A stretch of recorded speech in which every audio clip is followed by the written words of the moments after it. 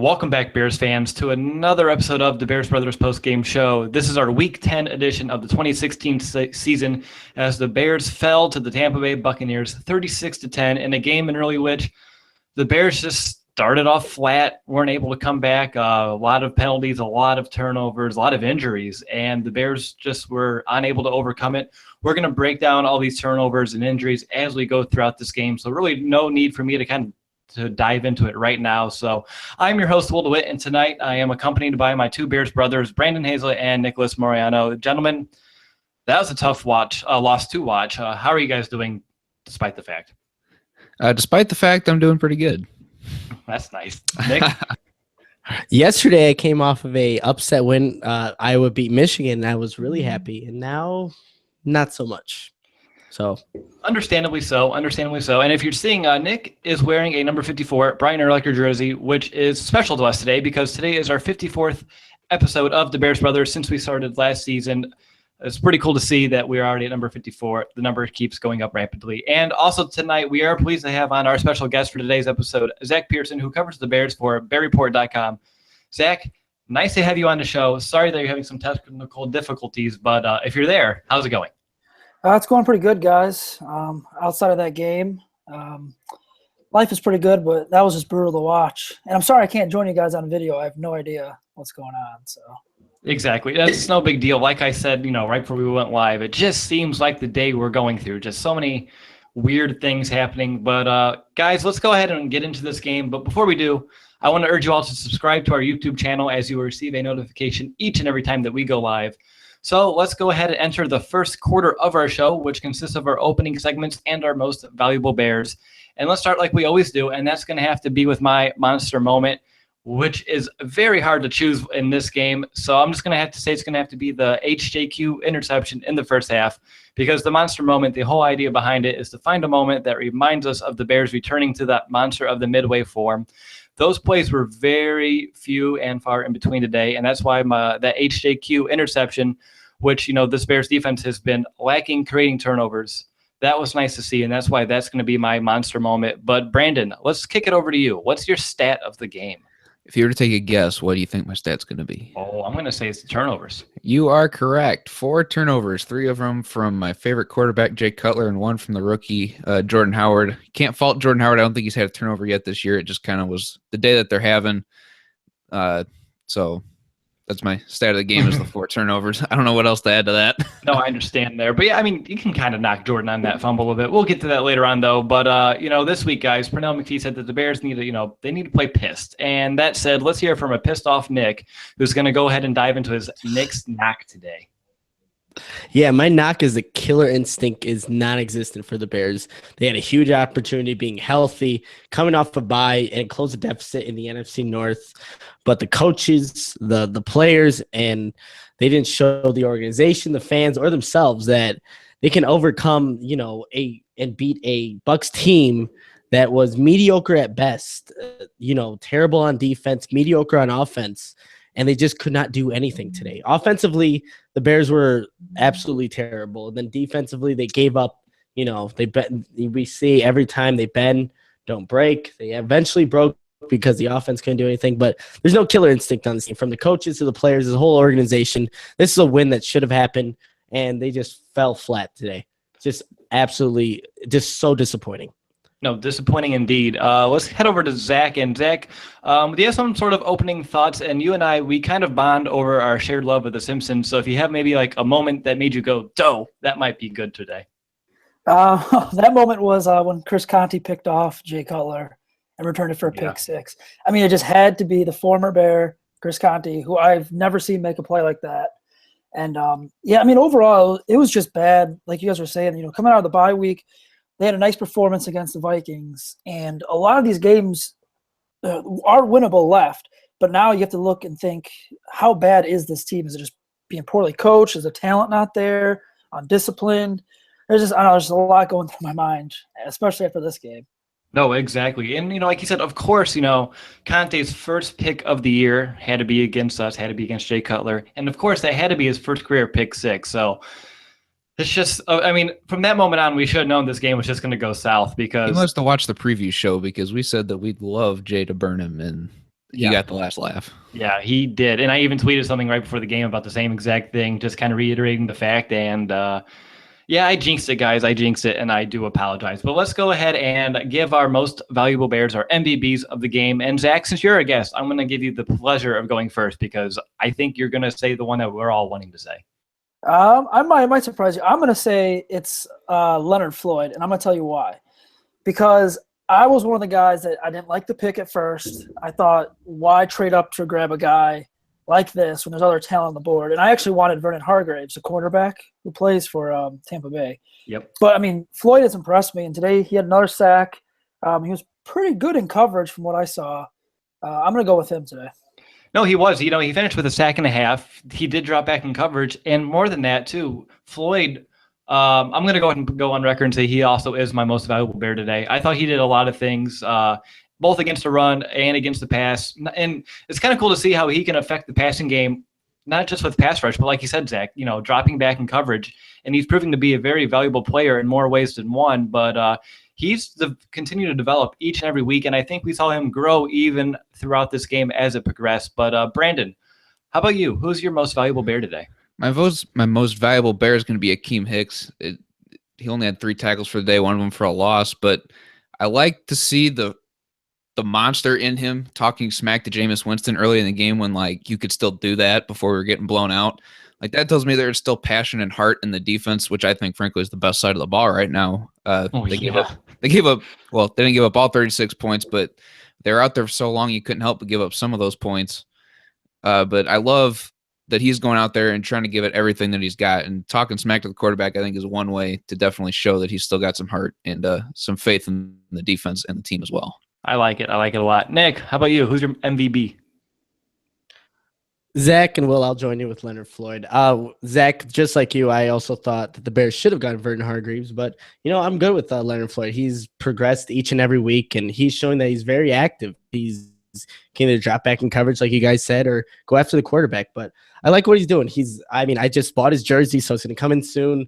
I like what he's doing. He's progressing as the season goes on, but definitely, I mean, there wasn't a lot of most valuable Bears that we could have, you know, picked. But he was the one that kind of stood out of all of them. I like it. Yeah. And, you know, we might catch a little bit of flack here for not saying Jordan Howard, who did have 100 yards on 15 carries today, but just how anemic the offense was. It's really hard to find any positives or anything that's valuable on that side of the ball besides, you know, Howard right now. But speaking of the offense, guys, let's go ahead and just enter that second quarter of our show here. And let's analyze this offensive performance that was pretty poor, to say the least. And let's start, like we always do, with the man under center, Jay Cutler today. And, you know, the Bucs came into the game allowing opposing quarterbacks to a 103.5 pass rating and also 37 pass plays of 20 yards or more, which was 31st in the league. And if you would have told me that, you know, now looking back, there's no way I would have believed you, because this Bucs defense made the Bears look silly. More ways than one. But Brandon, what did you see from Jay Cutler? Because since you're the one on our crew that you know, tends to dislike him the most, I want you to go ahead and start this one off. I think if you've been tuning into the show, I think you know potentially what I'm going to say. I'm not a fan of it. I'm not going to harp on it. He turned the ball over, and that is something as the leader you cannot do, but we've seen it from him time and time again. I know, Will, you're over there rolling your eyes at it. But, like, this is, like you said, a mediocre Buccaneer defense, and he made them look pretty good today. In all honesty, I'm not going to harp on how he played. 16-30 for 182 yards, a touchdown, 2 picks. He was sacked 4 times. It's not totally his fault. But one thing I did notice from him that I didn't like is he was eyeing Alshon Jeffrey the whole game. It felt like every time he dropped back and the defense knew that the ball was going to Alshon. And as a quarterback in the NFL, you have to be able to recognize, you know, if my guy's not there, I have to be able to check down. And normally Jay Cutler does a pretty good job of doing that. We've seen it against Minnesota. But today he was just keyed on Alshon so much today. And I think he struggled because he wasn't looking at anybody else. Right. Zach, you know, Cutler today, he had those, you know, all those turnovers, the fumbles, the interceptions. Which ones out of those for you is like the hardest to swallow, the hardest to accept? Oh, definitely the Conti one. I mean, that's a design play, the rollout, and you throw it off your back foot. And when you make that throw, I mean, it has to be spot on. You throw it anywhere else, and Miller can't get to it, and Conti picks it off and returns it. Overall, I mean, Cutler was bad. He had a great game against the Vikings. I thought, you know, maybe he turned the corner again, But I don't know, I guess the joke's kind of on us, every time you think Cutler's going to turn the corner, he does this, and it's just getting hard to defend the guy. It really is. No, I agree. It really is. And, it just seemed like he was off throughout the majority of this game. That interception, like you said, is probably one of the toughest ones to swallow. But even for me, both fumbles are very tough to even accept as well, because both times he held onto the ball way too long, tried to just do way too much. And he has to protect the football, especially when he's in the end zone, your own end zone. You just need to protect that football. That one was very hard to swallow, that safety. Yeah. Oh, my gosh. And to add to Zach's point, aside from that interception he threw to Chris Conte, there were a couple other throws I seen where he threw off his back foot, which I thought he'd kind of gotten rid of. That was an old Jay thing. It seemed like recently he's gotten away from that, but today I've seen it more than a few times. And realistically, he should have had 3 interceptions. Oh, yeah. The one in the end zone, I don't know where he was throwing that ball, but. Oh, the one early on when there was 2 guys draped on Alshon and he threw it like crazy low and hit the guy in the back of the shoulder pads? Yeah, yep, that one. Yeah, exactly. That's the ball that, like they said in the broadcast, you just had to throw that one up because Alshon has the size advantage, and you just have to let him go up and get that ball. I don't know what the heck was going on there, but yeah, Jay Cutler's performance was not what we expected. Nick, I know he's your boy, but what do you have to say? He's my boy, but like Zach said, it's getting harder and harder to defend this guy when constantly, he'll have a good game, and then the next game he just goes and just does this. He just turning over the ball and not giving the best a chance to win. I don't know. I think this, it's really hard to keep watching him play because you expect him to do so much. He has a talent. We've heard that for years now, but that has not translated to any wins for the Bears organization. They haven't gone anywhere. And just like Zach said, we keep watching him, but he just turns over and does this. I don't know if looks like Mickey kind of cut out here, at least on my end. So I'm going to go ahead and just kind of step up here. But yeah, Cutler's day just ended, just looking at these turnovers and mistakes, guys. 2 picks, 1 red zone fumble, and also 1 fumble in his own end zone for a safety. Just too many mistakes that, pretty much it's the story of this game, guys. More ways than not. Just like that stat line right there just gave the Bears, put them way behind the 8 ball and just they were unable to overcome it. But let's stick with the backfield and let's talk about that bright spot. Let's talk about Jordan Howard, who today, that Week 8 NFC Offensive Player of the Week proved that he is going to be, the anchor of this Bears offense for, the foreseeable future. But Zach, what did you see from Howard today, and what about his game to you kind of stood out the most? Well, we're talking on Howard. I don't want to be the bearer of bad news, but I guess John Fox just said he has an ankle or an Achilles injury, and not 100% sure yet. So, things went from good to bad to even worse. Right away, I loved what Howard was doing. He's a downhill runner. He showed off what he could do, and I'm shocked the Bears just kept going away from him and putting the ball in the air in times where they could have, ran on the ground. I think there was a 3rd and short where they threw it. I think that was the interception. It was 3rd and 2, and Howard at the time was averaging 6.3 yards per carry. So why don't you, run the ball there, because he's going to pick it up. That's what I put in my notes in all caps. Run the dang ball. He was running so well to that point. Yeah, and you even saw on the drive where Cutler should have had the other interception, I believe. They had the one where he fumbled. They had a 3rd and 2, and they pitched it outside, and Howard got the first down. It's just sometimes I wonder about the play calling, and it's kind of been a struggle all season. But, Howard looked good for the majority of the game. I guess he was hurt. I was wondering why they went away from him, and Langford and Carey were in the game, but I guess we got our answer now. Yeah, I saw that he was limping towards, the end of the, towards the end of the game there, right before I came in here to set up everything for the post-game show. I saw that he was limping, so hopefully he's okay, because I would like to see him continue his, progression throughout the season, because he's been doing really well. And one thing that I was impressed with today was his inside running, because the majority of his big plays this season came, on the outside, those long developing run plays. But today he showed the vision inside and, the power and the ability to actually turn those inside runs, the ones right behind the guard, into 10, 12-yard gains, which is really impressive for me. But Nick, what did you see from the running back today? All of them, actually. You kind of hit on it, Will. The inside running was impressive by Jordan Howard. And there were times where the offensive line wasn't generating much push or giving him much lanes, and he was still making things out of it. But still, back to Zach's point, the play calling was very I didn't really agree with it because, like you guys said, it was a 3rd and 2, and I wrote that down also in my notes that Jordan Howard should have gotten that ball. We all had that in our notes, and yet I think that Dowell Longs is trying to get Cutler in a rhythm because he really didn't have anything up to that point. But, Jordan Howard did the most with what he had, and, Kyle Long's injury kind of really affected, the production that Jordan Howard could have had today. Yeah, let's talk about that Kyle Long injury because, I mean, on one hand, yes, obviously that's tough to swallow as well because Kyle Long, just coming back. When he was laying down, I really thought it was going to be his, his shoulder again. And I was like, oh, here we go. But it turned out to be the ankle. But one thing we need to talk about, and that's Kyle Long's leadership because he proved that he is, not only the leader, but he puts this team ahead of himself because he's hurt. He's on the cart. And he's still, all his teammates are coming up to him, and you can tell he's firing them up. And then as he's getting wheeled out, he's banging on the cart saying, let's get this.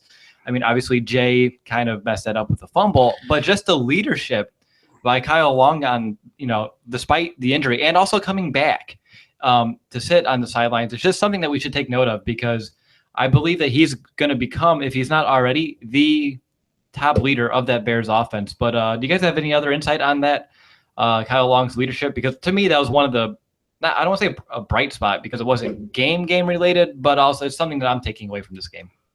Definitely a bright spot. It was really disappointing to see the next play was a fumble.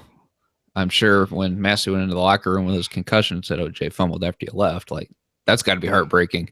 But his leadership definitely stands out as a passionate guy who wants to see his team succeed. Just got to put all the pieces together. Exactly, Nick. The leadership stands out, but they didn't build off of that. So just need to build off of this right after that play. The Jay Cutler fumbles, inside the red zone. It's so disappointing to see that Kyle Long puts, so much effort, so much passion into this game, and then his teammates go out and do that. It's disappointing, but he is no doubt the passionate leader on this team. Yeah. Hey, Zach, okay, so we had Kyle Long go out, and then we also have Bobby Massey come out. If Massey's unable to give it a go next week, how's that going to affect that Bears offensive line moving forward? I mean, going into the game, I thought the last few weeks the Bears offensive line played a lot better and they were starting to gel together after the first, 2 or 3 weeks. It was a disaster. But now you lose, like you guys were mentioning, you lose Long and his leadership. Now you lose Massey. Now you got to just insert guys and kind of hope, oh, hey, we can get this thing kind of going again. And it's almost kind of like you're reverting back a couple weeks. Right. And you're in the same spot. Exactly. And the Bears were able to overcome the injuries, to the interior of this offensive line. But I'm worried if they have to replace, this tackle, I'm afraid that that's going to, create a hole because I don't expect them to be able to overcome even more injuries along that offensive line because I think guys are just going to start getting tired. Guys, all the inconsistencies going to start catching up to them. And perhaps, this was this beginning because the pass protection wasn't the best today. But, I mean, in a run game, they still proved to be effective. At least that's what I saw. But going back to the passing game, Nick, do you have any insight on these Bears receivers that you want to touch on? I thought they didn't do a very good job of getting open. I mean, these are not – the secondary is not top-level, guys. You have Chris Conte back there. Hargreaves has kind of struggled this season. Grimes he's an okay cornerback, but I just thought – I mean, Jay Cutler really eyed down Alshon Jeffrey today, but we didn't see Zach Miller get really involved. Cameron Meredith, Eddie Royal, these guys were non-factors in the passing game, and only Alshon Jeffrey was – able to do, the little that he did, but they need to do a way better job of getting open because this is not a secondary. And, that's due to play calling with Dowell Loggins and just the receivers in general not putting in the effort of getting open. But, they did not have a good game today. Now, you talked about, Zach Miller and how he was pretty much held without a catch. He actually didn't have a catch until 3 minutes left in that first half. Zach, did you see anything on why, Miller was unable to get open and perhaps even like Eddie Royal, Cameron Meredith? What was going on out there? Well, with Miller, I mean, it was just good coverage. It's almost like, the Buccaneers did their homework, knew the Bears game plan, and just completely shut down anything the Bears wanted to do offensively. I was going to say, I don't know if you guys noticed in the Vikings game also that the timing is just off between Cutler and the receivers. There was that one play in the Vikings game where Cutler hit Jeffrey in the back on that one. And, and then even with Royal today and Miller and Meredith, I mean, he barely targeted Meredith against the Vikings. So I just wonder if there's timing issues going on or, what's going on. And the offensive line, too, started to break down, after Long and Massey went out. So, Right. I mean, I'm just going to give props to the Buccaneers. Their defense played great today. Yeah, they did. And, you kind of brought that up, just the fact like the timing just seems off, which I guess with Cutler coming back from an injury against the Vikings, I can understand it. But when you have a bye week, that extra time to prepare, and get that game plan installed, I just don't see any excuse for the timing to be off. Brandon, what about you? Do you see that? I think it's chemistry issues, to be honest. He never really targeted Cameron Meredith last year. It seemed like that connection was never there. He likes Zach Miller, and he obviously loves Alshon Jeffrey. But aside from that, I mean, I don't know if the chemistry is totally 100% there with everybody else. With Eddie missing games last year, that's missed time to be able to connect with him. And now we're halfway through this season. That's really not much of an excuse, but it just doesn't look like they are all on the same page with each other. No, exactly. And this first half, it just seemed like you said, Brandon, no one was on the same page. They had all those turnovers. They're averaging a turnover on every 6.5 plays, which is, how can you even fathom winning a ball game if you're turning the ball over every 6.5 plays? But, even on third down, that's another issue that the Bears had this week, because they were 7-14 against the Vikings, which is all fine and dandy. But then this week, they're only 2 of 11. They're actually, 1 of 10. That second one really came in garbage time in that last, the final drive of the game. But, third down is another issue going on. Zach, would you say it's fair that the third down issues is more just play calling in general? Yeah. I mean, you can't win games when you're going, 2 of 11 on third downs. The play calling's been spotty. Like we brought up earlier, the throwing the ball on 3rd and 2, that's something we saw earlier in the season against, I believe it was Minnesota, where the Bears would come out empty set and just throw the ball on 3rd and short. And it's almost, you have to wonder if Loggins is kind of worried about running, being too predictable, or what's going on. But it's just getting to the point where it's frustrating. Oh, very frustrating. Nick, looking forward, what is like the top thing or two that the Bears, this offense needs to work on the most? I think they can't be so predictable like that. If you go into empty backfield on like 3rd and 2, you're passing. Just have a running back there. I feel like Loggins all year has just been very inconsistent. He had a couple good games. The only 2 wins against Detroit and Minnesota. Other than that, what else has he done? He's a quarterback coach in Cleveland. Before he came to the Bears, it's just, I don't know, man. It's just, he's not going to get done, but they need to stop being so predictable. You need to, obviously you want to establish the run game. It can't be so predictable with having empty back sets on 3rd and 2. I mean, put a running back there. It makes defense at least think, oh, maybe they could run, because on that, there was multiple situations. Exactly. So I don't know, just can't be so predictable. Yeah, Brandon, you got a point? We've noticed this all season, regardless who the quarterback is. I know I caught some slack earlier in the year for defending Brian Hoyer because he threw the ball short of the sticks on 3rd down, and I'm not saying that I'm right or wrong, but now we're seeing it with Jay Cutler too. So I would definitely have to point to offensive coordinator instead of a quarterback at this point in time. That's a very good point there. The Bears, they had 283 total yards. They averaged 5.2 yards per play, which is only, 0.1 yards less than the Bucs, who average 5.3 yards per play. But again, guys, the story of this game is going to have to be the turnovers, giving Tampa Bay all those extra possessions, allow them to get 14 extra points, really demoralize this team. They just seem like they were, after that, they just kind of seemed like they lost hope, lost faith. And, coming into this game, the Bears were healthy. And, they're A, healthy, and B, motivated, and had a lot of confidence. And I think all of that's just gone now after losing a lot of key players, all the injuries, all the turnovers. I don't know exactly what's going to happen with this Bears team moving forward. They can still find a way to become confident, win some ball games. But if they play like they did today, it's not going to happen. All right, so before we go ahead and enter our third quarter of the show and breaking down the Bears' defensive performance, I want to talk to you about our friends at SeatGeek. Buying tickets online for sports and concerts has been a very confusing process for quite some time now. It's always been hard to find the best deal for any of the events that you want to go to, but SeatGeek has changed it, and SeatGeek is different because they've came along and created an amazing app and website that makes it easier forever than fans, for fans to go ahead and buy and sell tickets. I know SeatGeek is the first place that I always go to look for tickets. I know Nick's family's used it as well, and that's why we are partnered with them, because they really do. They help you get the bang for your buck, and that's why every ticket on SeatGeek, they give them a grade based on value. You'll immediately see, any underpriced seats, and you're able to find the best deals, which is really cool. And best of all, guys, our listeners get a $20 rebate on their first SeatGeek purchase. So to go ahead and get that rebate, download the SeatGeek app, go to the settings tab, and add a promo code. Enter the promo code BEARS, BEARS, BEARS. All right. Well, I am here. We are joined by Zach Pearson of BearReport.com, and we are going to go ahead and enter the third quarter of our show and break down this Bears defense. And Zach, what's some of your just initial thoughts on this unit? Obviously, they weren't put in any good positions from that Bears offense turning the ball so many times. What did you see from this unit? I mean, they were tired. They played really well in the first half. That score could have been a lot worse at halftime. Granted, the Bears did get that Hail Mary. But, I mean, you just saw it. They got worn out quick. The return of Pernell McPhee has really boosted this team. You saw it with the Vikings 2 weeks ago. And it's really helped guys like Leonard Floyd excel. And then you get Eddie Goldman back. And I thought going into the game, I'm like, okay, Bears defense going to have a nice game, going to go out, play well. And they did for the most part of the first half. But then when you're turning the ball over and your offense can't put together long drives, your defense is on the field. The Buccaneers had – the ball for 37 minutes, and the Bears had the ball for 22 minutes. That's right. 15 minutes more, which is not a good recipe. That's an entire quarter. Exactly. And, when you're on the field that long, it's just things break down, and you saw that in the second half. That play on the first drive where Winston escaped on third down and eluded, 4 or 5 Bears, completes a pass, right. And then 2 plays later they get a touchdown. I mean, that cannot happen. But at the same time, you can't put all the blame on the defense because – your offense isn't putting together drives and they're turning the ball over.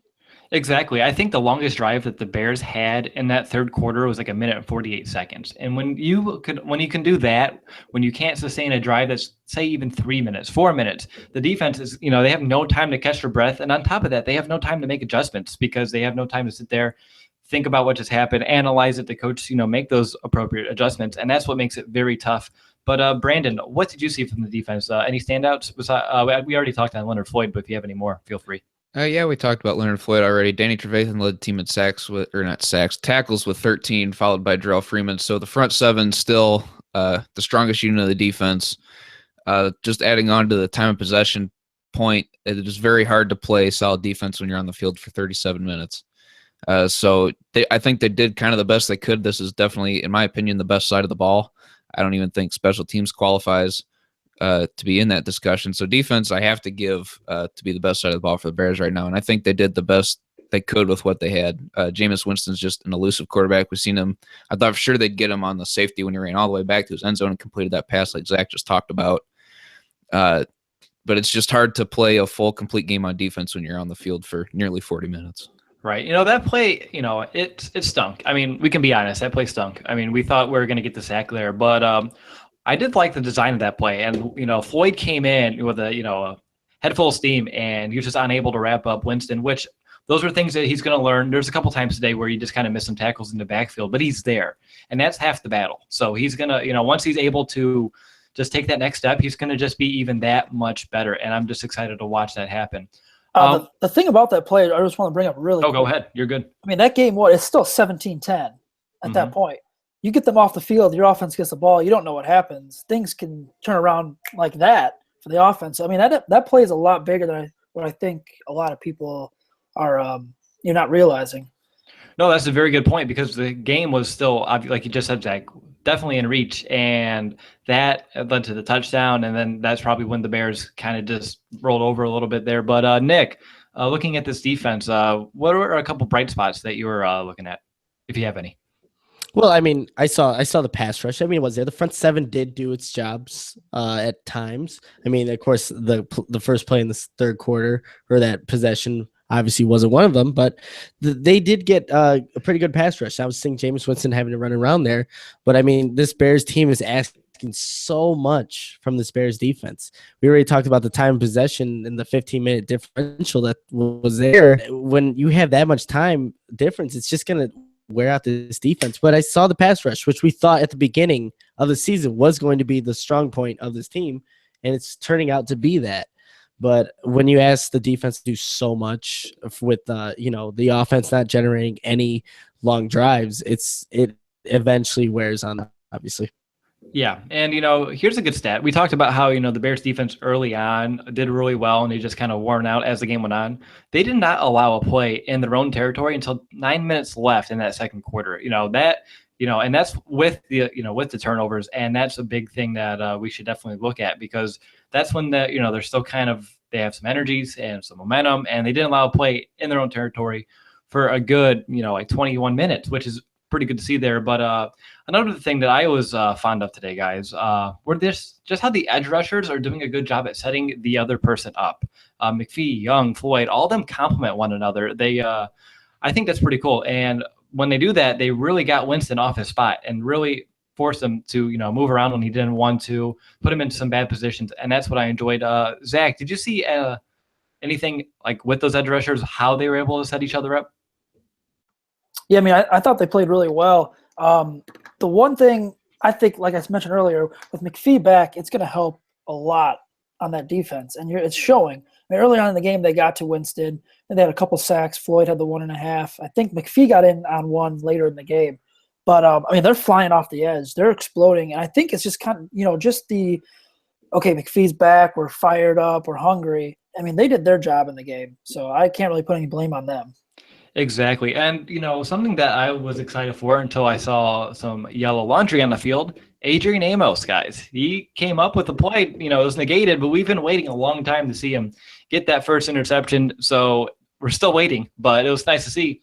And something on that play that goes unnoticed that Mike, one of our Twitter followers, pointed out to me was that Floyd was the one that tipped that pass, which created that interception. So it's just another way that Leonard Floyd's finding a way to impact games, which is everything we're hoping for. But Brandon, let's talk about this Bears secondary a little bit.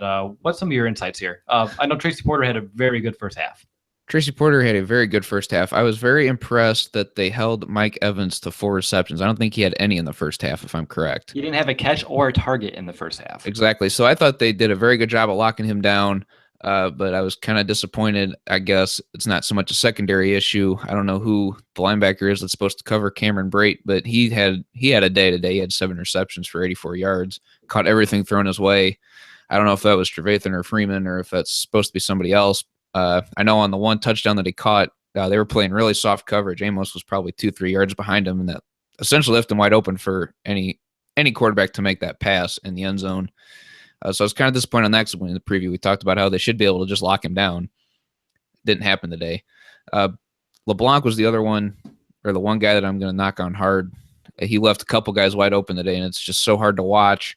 I know we're thin in the secondary, but I almost think we got to try somebody else at this point. I know DeAndre Hall was inactive today. I know DHC was inactive today.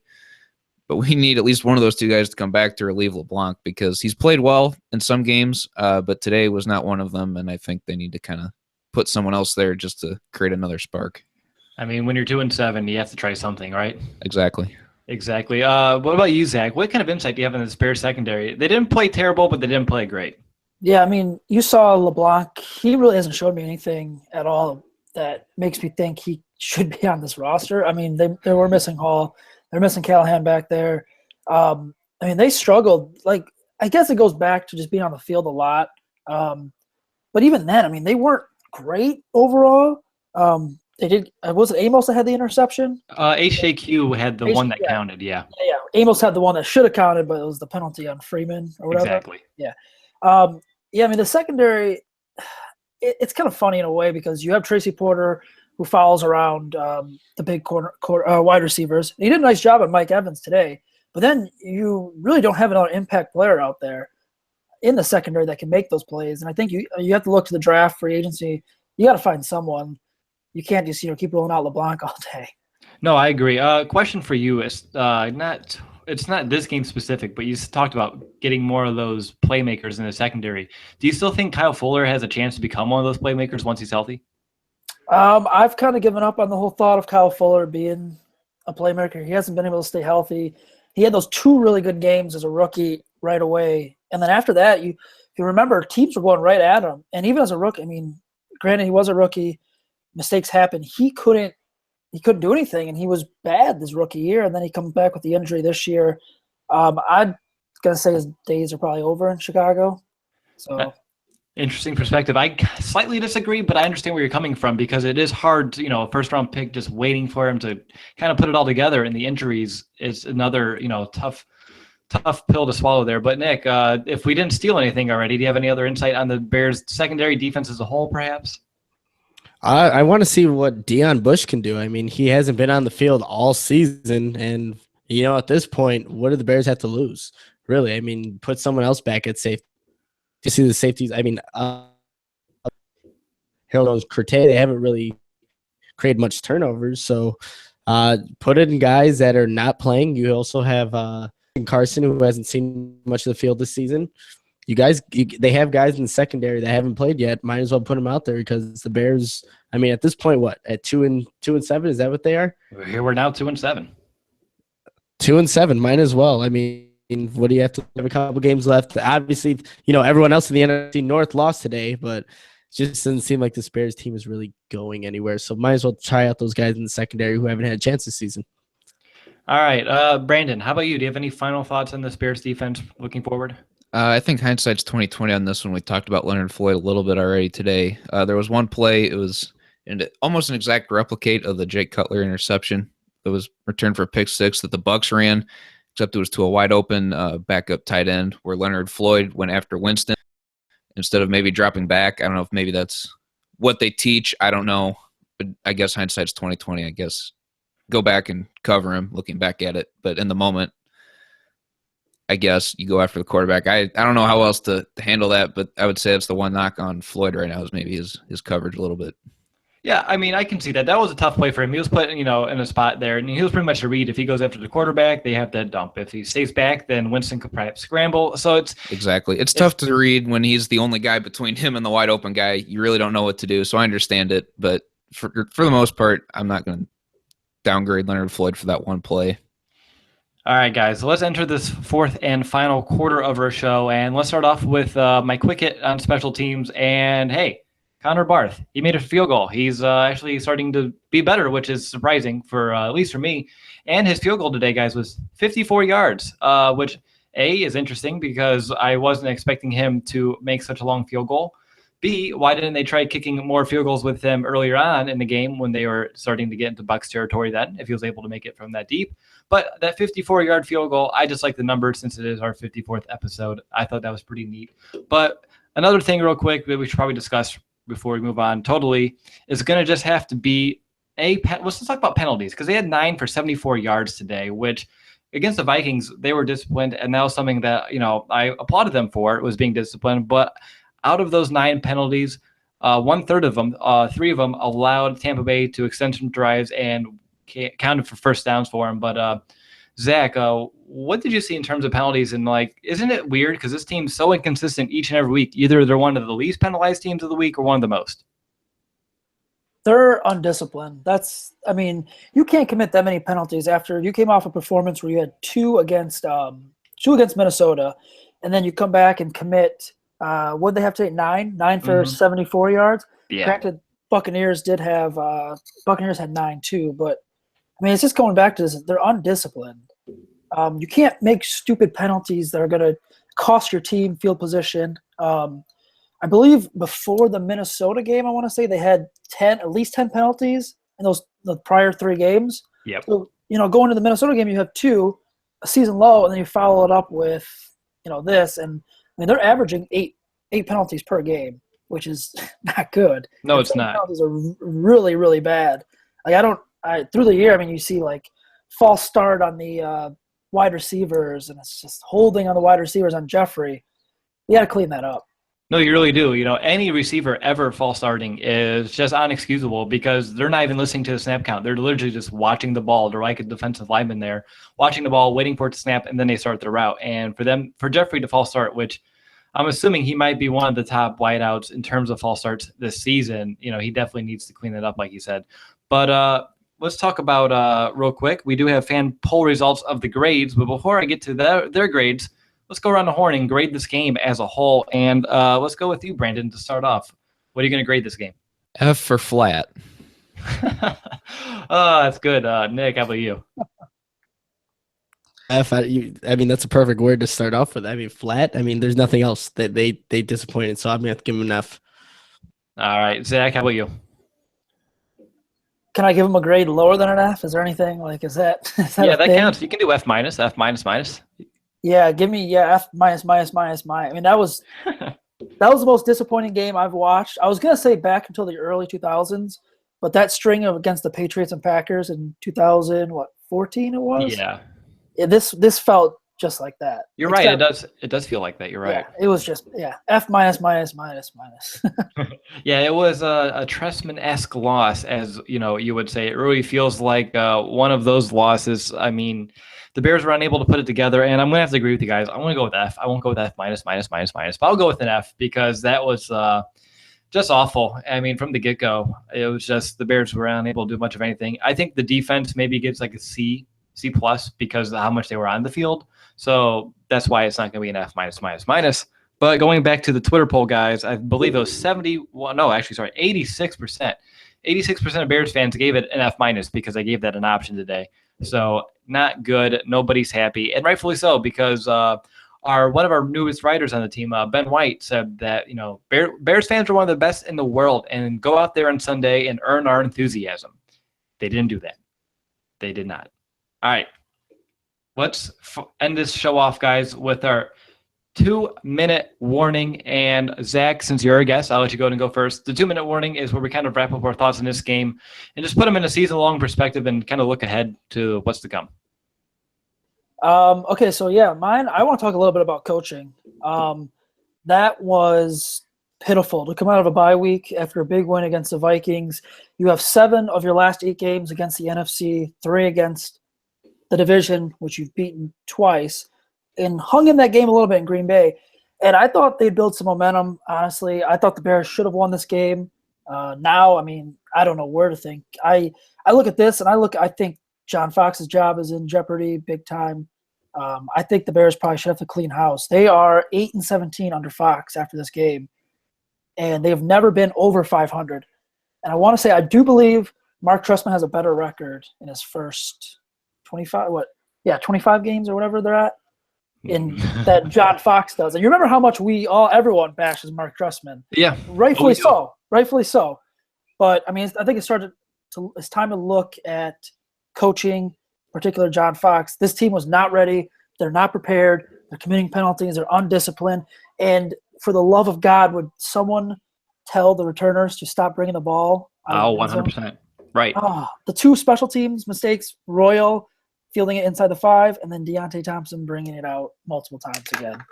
That's my thoughts on this. That's all on coaching, too. Yeah, it is, because why the heck are you running it out of the end zone, especially if you're only going to reach like the 9-yard line? Like, what?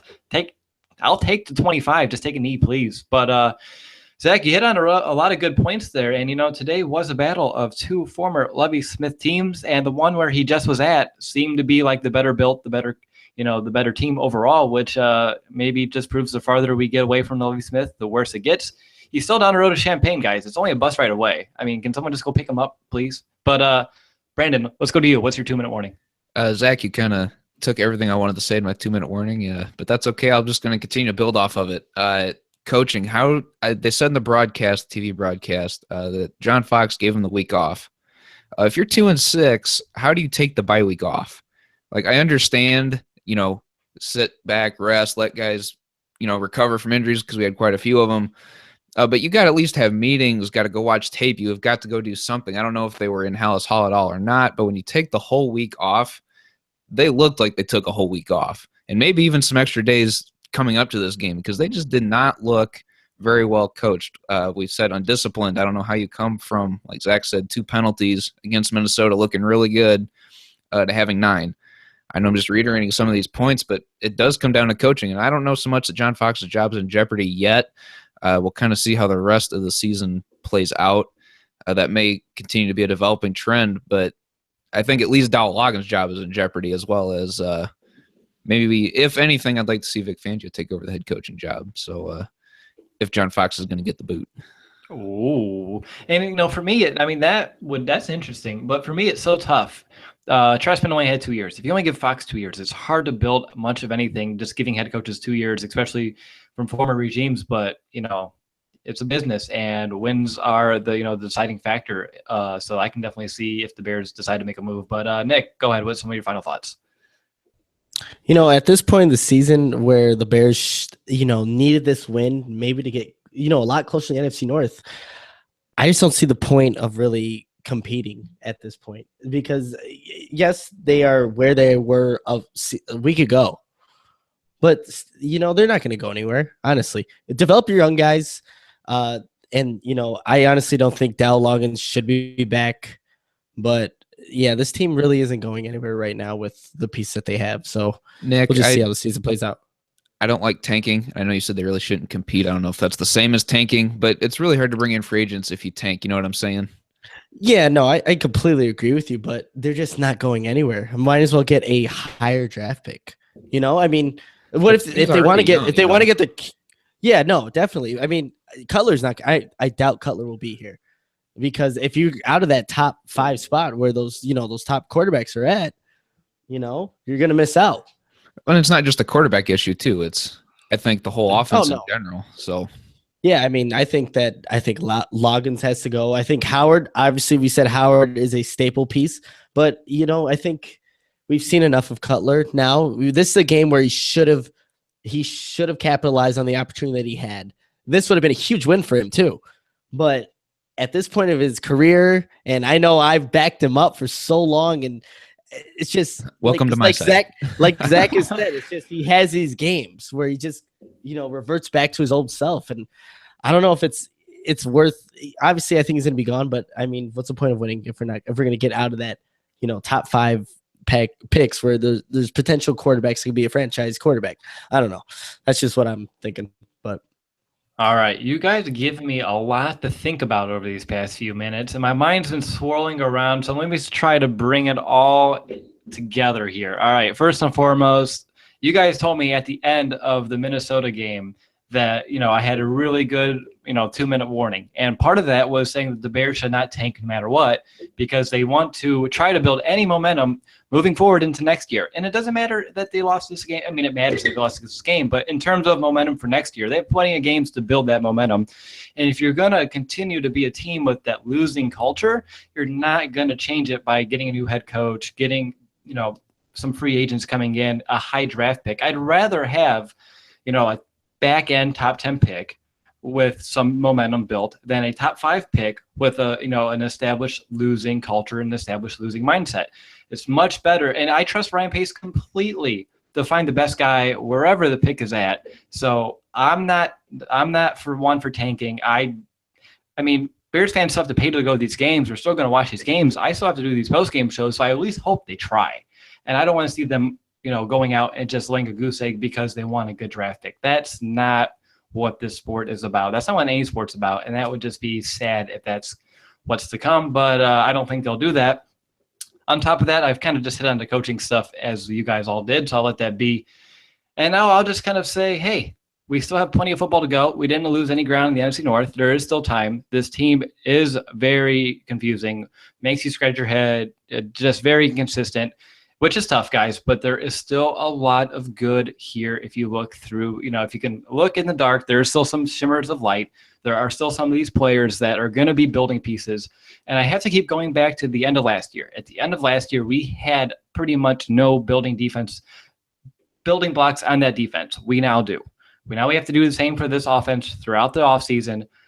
Hopefully we'll be able to put it together, but we still have a lot of football left, and there's still time. Like I said at the end of last week, the Bears need to decide if they want to be a team that rolls over or one that can turn the script a little bit.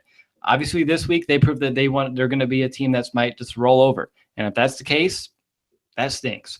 But I still have faith. I still believe that they will find some inner will to at least string together a few wins, because we've said it earlier this week, guys. Every game looking at the rest of the season is obtainable if they show up to play like they did against the Vikings. And let's hope that team is still in there somewhere. Let's hope that team is still in their hearts, because I hope so. And I could be wrong. That could have been a fluke, but I'm not gonna say it was, because I really hope it wasn't. But we're gonna find out as the season goes, continues, which team this Bears team wants to be known as. And hopefully it's not one of those that reminds us of a Trestman-like team, more of something to look forward to in the future. And that's going to be my 2-minute warning. And Brandon, I know that next week we go up against the G-Men, and I know they play tomorrow night against the Bagels, which means they're going to be on a short week. But do you have anything that you're going to be watching for tomorrow, perhaps in that game? They're 5-3 on the year, just to add to the Giants record. Looking at Eli, he's thrown for 2,241 yards, 12 touchdowns, and 8 interceptions on the year. And his favorite target is Odell Beckham Jr. Obviously, a lot of talk surrounding him, how emotional he is, but he's got 44 receptions for 676 yards. I imagine we'll see Tracy Porter on him throughout the game, as he did a pretty good job of locking down Mike Evans today. But we will break it down for you more on Thursday. Yes, we'll be back on Thursday with our preview show. But real quick before we go, Zach, on behalf of all of us, I just want to say thank you for being a guest on our show today. I'm sorry it wasn't, the kind of Bears game that you wanted to come on and break down, but it was a pleasure to have you on the show today.